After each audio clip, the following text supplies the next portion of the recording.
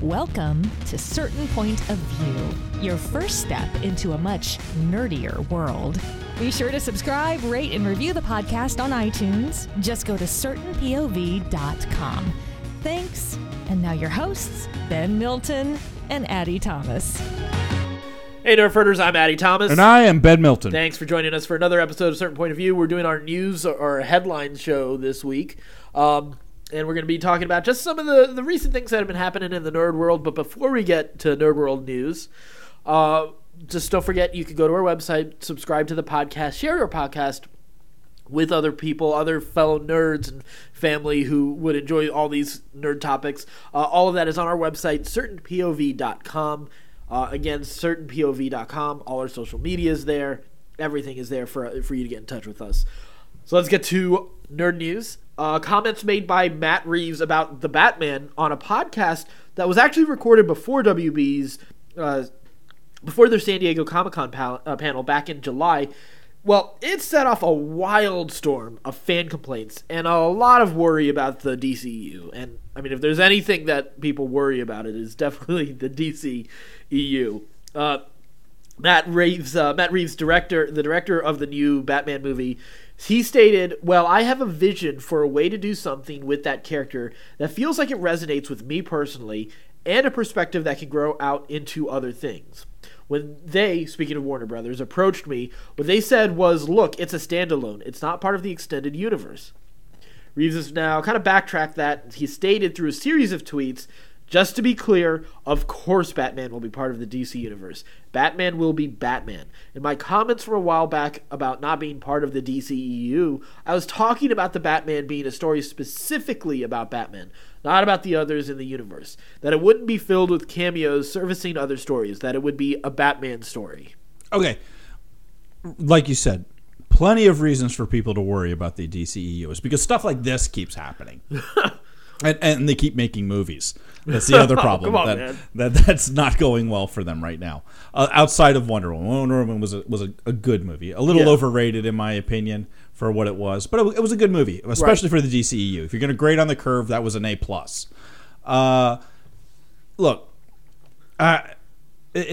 he's probably right. He's probably telling the truth. It was probably a miscommunication. Warner Brothers probably said, "Yeah, we want you to do a standalone Batman film." He said, "I want to do a standalone. I'm going to do a standalone Batman film." It just means it's in the DCEU. It's probably going to have Ben Affleck in it, but it's probably going to be just a Batman story, which is technically a Batman movie. Yeah, I think he probably misused the word standalone. They meant solo movie. I mean, right. I think that's all. I think we were always expecting much ado about nothing. Yeah, because I don't think anybody thought that this was ever going to truly be outside of the DC universe. But I do like what I think the positive to take away from this is they are treating this as its own story. It's not going to have the burden of like, all right, well, we're setting up another villain for another movie. Thor 2. Right. This is just going to be a good, like, let's just focus on making a good story. Yeah. And a good Batman story with good villains of its own. So, yeah, I think that's all. I think we're okay here. Yeah, I think people just got a little carried away by semantics. Well, there's been lots of rumors about Affleck not being Batman anymore. Right. And then you throw this fuel onto that already kind of simmering fire. That's true. And I think it just kind of took a life of its own. I don't really think there's much going on here, though. Yeah. All right, well, sources tell Variety that War Dogs and The Hangover director Todd Phillips is in talks to co-write and direct an untitled movie centered on the origins of Batman's most iconic villain, the Joker. Martin Scorsese is also in talks to have some sort of role on the film, but it's currently unknown what that role would be. Do you want this? I don't want this. So, on the surface, no. The thing that changes it a little bit is Scorsese being involved. Like, that does create an interesting idea, but now, like, it just says, are we just remaking Taxi Driver? Here's my problem with Scorsese being involved. I've never heard anywhere ever that Scorsese is a comic book fan. When you start bringing in people who don't understand the characters, don't understand the mythology, don't understand the fans, don't understand the fan service that's needed for these kinds of films, you usually, 9 times out of 10, end up with a mess on your hands. Even if it is Martin Scorsese, who makes great films. Yeah. One of the greatest filmmakers of all time. Can he make a good comic book film? I have serious doubts. Well, so here's the thing, though. I get that, and I kind of, to an extent, I agree. But Scorsese also does a great job at sort of really cool, like really great, complex, like crime films, like mob, the world of the mob. Like, we already know that the Batman, Matt Reeves' Batman, is supposed to be more of a noir story. So if you have, well, here, my problem with this thing is that we don't need a Joker movie. Make this a Two-Face movie. Make this any other Batman villain. There's so many Batman villains you can choose from. There are other Batman villains other than the Joker. So I think Scorsese gives a little bit of light as to what the quality of that movie could be. He's not directing it. He's producing it so he can add some input to maybe create some story with a little bit more weight to it. War Dogs was a cool movie. I know The Hangovers usually have the big movie that a lot of people have billed with this. And yes, The Hangover is not really this type of movie, but War Dogs actually kind of makes sense. It's a little bit, definitely a much darker movie than The Hangover. But yeah, I think Scorsese could bring something to this, especially if he is not the director. I think he could add something to it to make it work within that world, especially if you're talking about Batman and the mob and those types of villains that are kind of come out of that. Yeah, but it's the Joker. It's not the mob. It's not Falcone. Yeah, and that's my big problem with this. I don't need a Joker movie. I don't want a Joker movie. I really don't need a Joker movie. And that actually leads directly into our next story, because The Hollywood Reporter has now learned that Warner Brothers has actually entered into final negotiations with Crazy Stupid Love directors Glenn Ficarra and John Requa to write and helm an upcoming DC movie based on classic Batman villains, the Joker and Harley Quinn. It's supposed to be called, like they were describing it as a crime romance. I don't know what that means, but it's something. Rumors are that this movie, possibly titled Mad Love, will actually replace the previously rumored Gotham City Sirens movie featuring Catwoman, Poison Ivy, and Harley Quinn. Which, damn it, yeah, you just summarized my reaction to that story right there. God damn it, really? Yeah. No, who is making this decision? People who are so in love with Heath Ledger's Joker. Heath is dead. And Jared Leto's Joker was not well received. Yeah, for all purposes, Jared Leto's Joker is also dead. Yes, but Jared's still alive. This is awful. This is a poor choice. Like, yeah, Harley Quinn was fantastic in Suicide Squad. Absolutely want to see more of her. Uh-huh. I don't need to see more Joker. I don't need, like, you're doing... They're going to the well. You're going to the well one too many times, like about 3 too many times with this by this point. Like, stop with the Joker already. Yeah, it's like it feels like they keep on learning the wrong lessons from these movies. Like, why? Like, so Suicide Squad, as bad as it was, had certain redeemable qualities about it, and one of them was not the Joker. But there's people know the Joker sells. I'm tired of it. There are other villains to go to. Catwoman, Poison Ivy are great characters that need to be done right. Yeah, and that's the thing. I like the Joker, but at this point, like, he's dropping in my rankings quickly just because I'm so sick of seeing him and hearing about him. Yeah, absolutely. I'm really over the Joker. Yeah.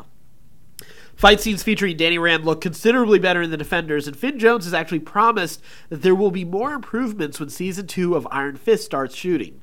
And he actually says, now, I'm just going to let you know, moving into Season 2 of Iron Fist, I'm actually starting my training next week. The actor confirmed in a recent interview. He says, we're at least 4 or 5 months away from shooting. So This time around, I'm being given a lot more prep time leading up to Season 2, which I think is going to really have a huge improvement on the quality of the fight scenes in Iron Fist. Yes, Finn Jones just went to, like, one of my favorite people ever. This guy gets it. He's admitting it wasn't good. Yeah. Everybody knows it wasn't good. Yeah. Like, let's not pretend it was great and say, no, I thought, I worked really hard and I thought it was good. And they're doing the right thing. They're giving him prep time. They're giving him training. I feel so much better about a second season of Iron Fist just from this quote alone. I don't need to see anything else about Iron Fist Season 2. That quote alone makes me want to watch Iron Fist Season 2. Yeah, it's a big reassurance. 'Cause huge! Yeah, I mean, this is one of my favorite Marvel characters, so it needs that treatment. They need to take it seriously. They've already announced a change in the showrunner. I don't know who it is, but it's got to be better than Scott Buck. So Scott Buck is the Zack Snyder of Marvel Netflix. Of just TV in general. That's true. Because it's not just because he's doing Inhumans, but he also did the last season of Dexter, which I've always heard has had it's dreadful. terrible. Yeah. It's dreadful, and I'm really not looking forward to Inhumans as a result of this. Yeah. Which, yeah, it'll be interesting because that's coming out soon, the end of this week. Yeah. In theaters, so we should probably be figuring out tickets for that real soon. All right, well, after the show, we'll figure that out. Yeah. All right, well, The Tick also came out this weekend. Did you get a chance to watch any episodes? I watched the first episode. Yeah? Yeah. I like it. Yeah, I like it a lot, too. What's interesting also with this, the news part of this is actually only the first half of the season has been released. It's only 6 episodes. They wanted to prevent people from just binging the whole thing. I'm not sure why. No, what do they care? Yeah, I know. It's what... I wonder.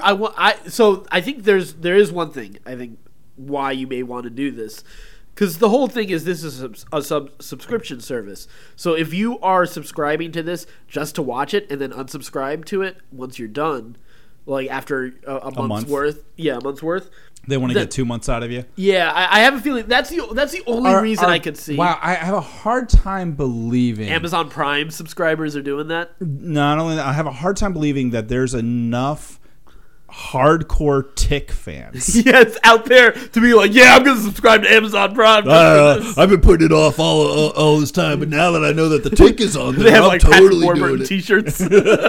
Yeah, I don't. That seems a little ludicrous to me, but maybe I'm wrong. I mean, Yeah. I'm a huge Tick fan, and probably, honestly, I would subscribe to Amazon Prime if I wasn't already. Yeah. To watch the Tick. Oh, I mean, I subscribed to Prime just for shipping a long time ago. Why would you not subscribe to Amazon Prime? It just doesn't make sense to me. Yeah. So yeah, I'm very high on this series. I'm really looking forward to seeing where they take it. Yeah, I watched all 6 episodes. Well, as we go through this, when you finish it, we'll probably talk more about it. But I like it. It's a very different version of The Tick. Yeah. Much more serious. Yeah. Even though it is still a comedy to an extent, it's not, laugh out loud necessarily. Yeah, it's not every 30 seconds there's a punchline. Yeah, exactly. But there's some cool stuff. I think you'll like their version of the Punisher. I think he's pretty fun.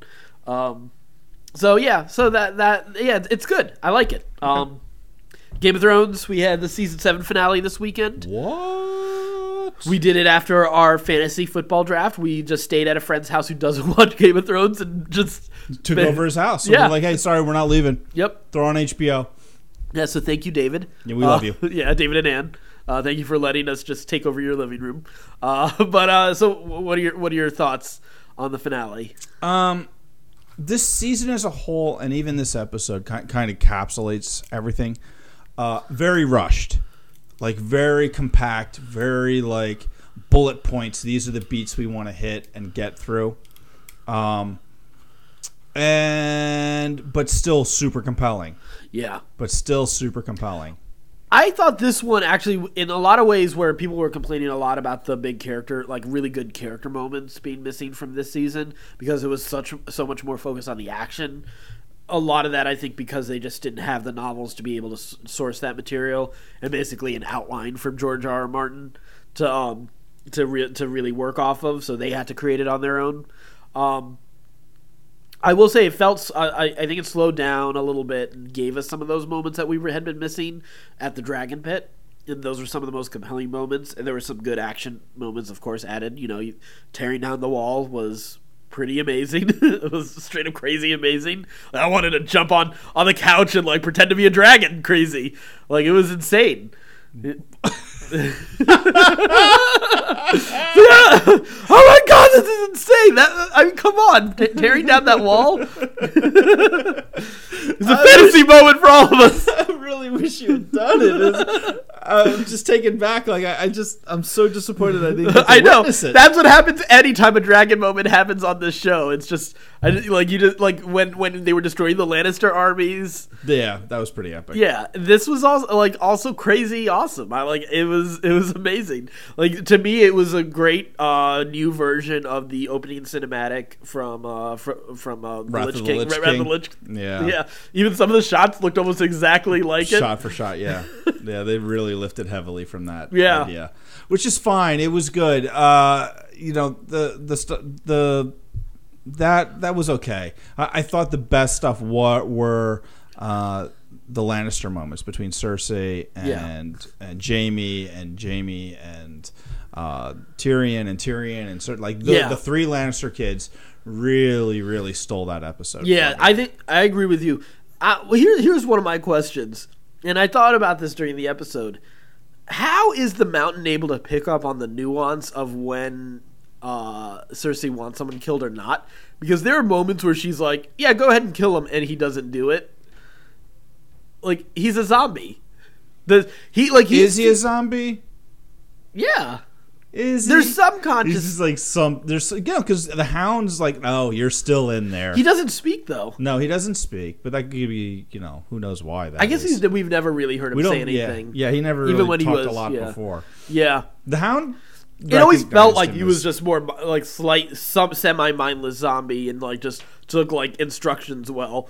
It always felt it was interesting, like just sort of like he was able to pick up on the nuance of Cersei. Like, was there like a tapping of the foot that he was really picking up on? Have a code word, right?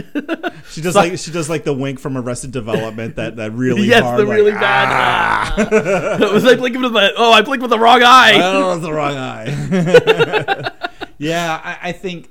Who knows? There's so many like little things like that. Yeah, like, it did take. But it was a sort of fun thing. The drama of that moment was great because I was 50-50 on whether or not she was going to kill Jaime. Yeah, I was 50-50. Yeah, I pretty much thought she was going to, and I thought that was it. I was like, oh, that's our death. We're getting rid of Jaime. Which I was happy that I was actually kind of all right that there weren't like any suddenly like a red wedding type of moment in this episode.